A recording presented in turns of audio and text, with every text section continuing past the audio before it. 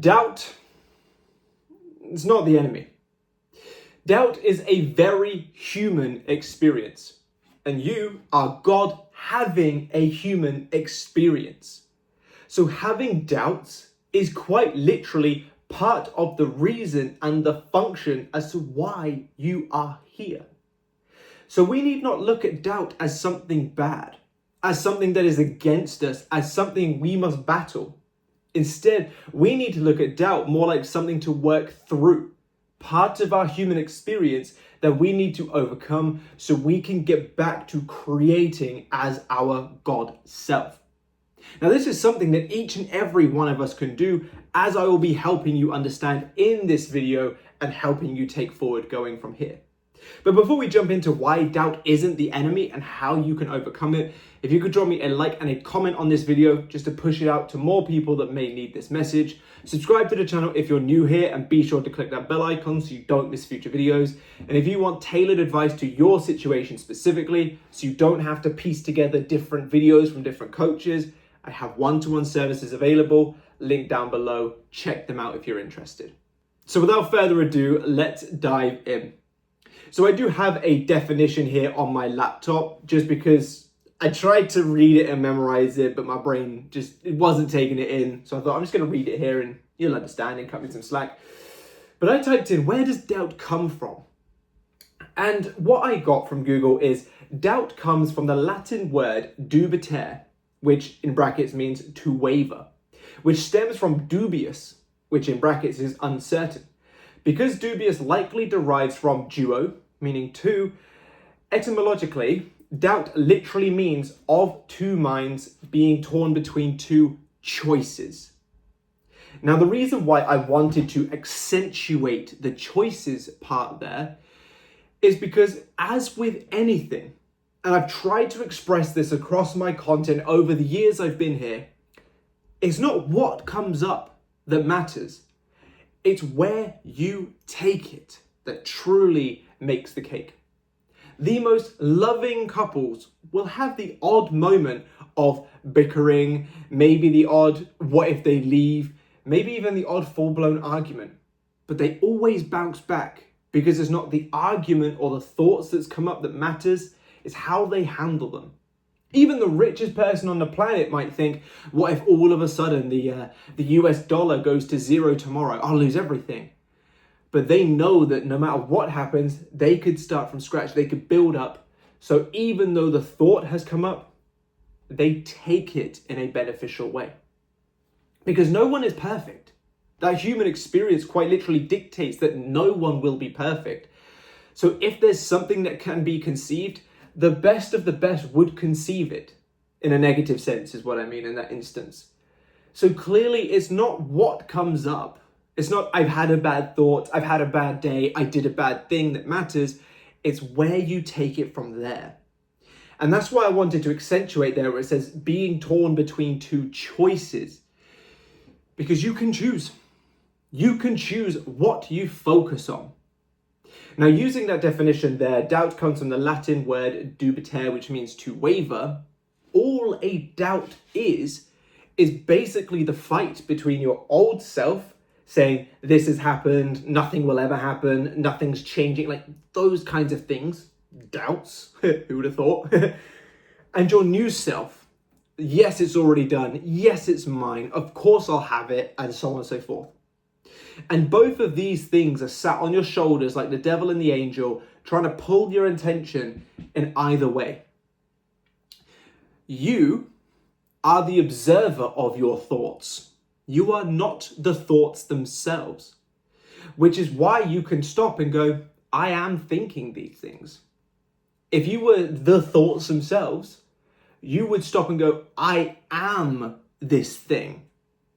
But because you are the observer, you're able to step back, you're able to zoom out a little bit and notice, I think this thing, I'm thinking this thing, I'm feeling this thing, I have the urge to do these things, and so on. And because you are that observer, because you are God in human form, this means that you can choose what you do next. You can notice, I am having doubts. My mind is showing me things that make me doubt. I am wavering between the two things.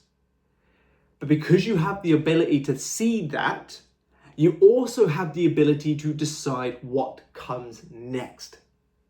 Now, your subconscious mind, going back into the manifestation side of things for now, your subconscious mind doesn't go, well, you thought that, you're screwed.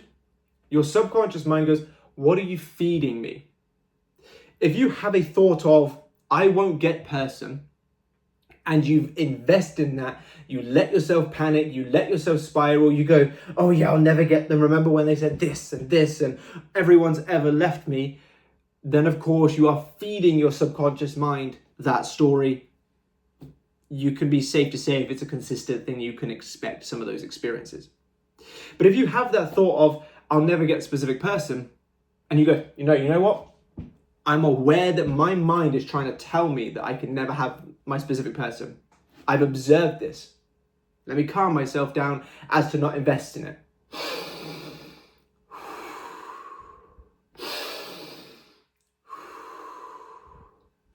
You centered yourself. You now can decide which way you swing, which pathway you take mentally. And it's in that moment that if you go, I am aware that my mind is trying to tell me that I'll never have a specific person, but I already have them, so what am I worrying about? You have decided to persist in your end result. And the fact that that doubt came up, if you keep doing this consistently, no matter how many doubts come up, you have consistently pulled yourself back and guided yourself forward. If you can consistently pull and guide, pause and pivot, you will not feed your subconscious mind the undesired story. In Joseph Murphy's book, The Power of the Subconscious Mind, he talks about this very action of countering the thought with a new positive affirmation or a new positive thought or whatever it is that you would prefer to do in that instance. Because as long as you end the thought favorably, that's the final say. That's the final thing that your subconscious mind is going to take in. Now, if every doubt that comes up is countered with a positive, even if that positive has to come after breath work or EFT tapping or something to regulate yourself, but if every doubt is countered with a positive, and then you have your proactive routine that you have going on, morning and night, while you're getting ready for work, whatever it may be, then you are going to be constantly building the blocks towards being, doing, or having what you desire, and constantly breaking down that old story. So even though you have doubts coming up, even though your mind is trying to kick your ass a little bit, you have handled it in that moment and taken it the right way and will still manifest. No one, especially specifically not me. I don't know if there's some other coaches that maybe have a different message, but as far as I'm aware, not a single coach on here or a book that you could read or an Instagram post or a blog or anything that you could see is asking you to be perfect, because it's not feasible. You cannot have perfection and be a human. That is simply not possible. So stop trying to aim for perfection.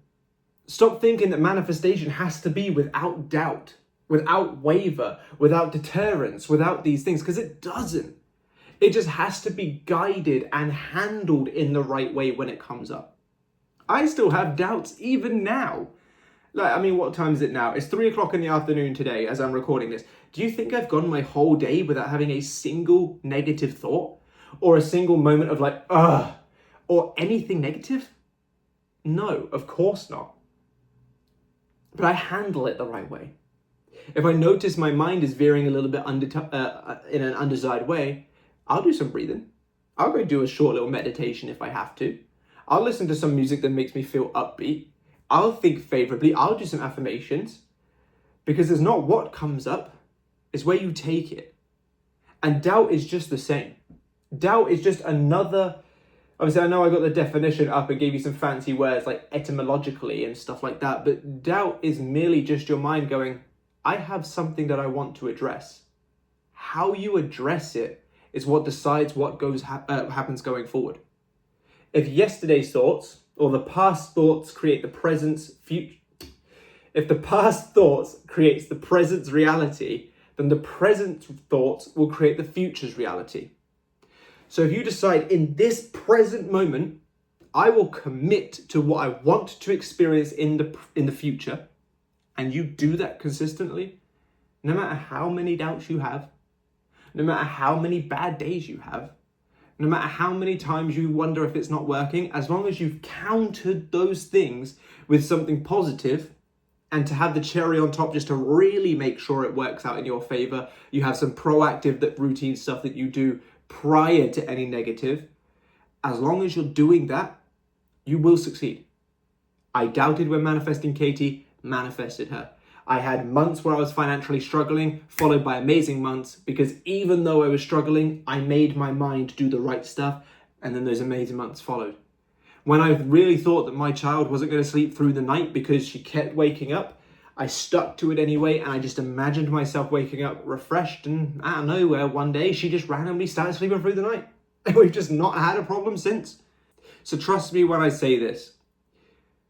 You having doubts, in a weird way, should be celebrated, because it means that your experience as a human is valid, if that makes sense. Your God form having a human experience is going right. You're having this experience. But what you should be doing in those moments to ensure that it doesn't then turn into more of what you don't want is grabbing at your attention and guiding it anyway. If you need to do breath work first, do it. If you need to EFT tap first, do it. If you need to scream in front of it into a pillow first, do it. I don't care. As long as you can go, that crap is not mine, because insert new story is, you'll manifest through doubts 100 out of 100 times. It's only when you let the doubts win that the doubts truly win. But I really hope this video has helped. If it has, drop me a like and a comment to let me know. Subscribe to the channel if you haven't already, and be sure to click that bell icon. And like I said, if you would like tailored advice to your situation, so you can skip the guesswork of being on YouTube, trying to follow this person, that person, me and somebody else, and you just want it all in one place with a clear, concise plan to follow, I do have one-to-one services available. If you're more of a self-study person and you just want some additional content and worksheets and stuff to help you, I do have the courses available, including the newly released 21-day Manifest Your Specific Person course. Just finished. It's available on the courses tab on my website, or you can get it as an additional bonus to joining the mastery tier of the membership, or as additional bonus for joining the Elite Academy, along with all the other courses in that front as well. Put myself out of business a little bit here. It's actually cheaper to join the membership, the mastery membership, and gain the course than it is to buy the course individually. So I would definitely recommend you sign up for the membership and grab it there, along with all of the other bonuses as well. But thank you very much for being here. I really hope you've enjoyed it. I enjoyed having you here. I'll see you in the next one. Bye-bye.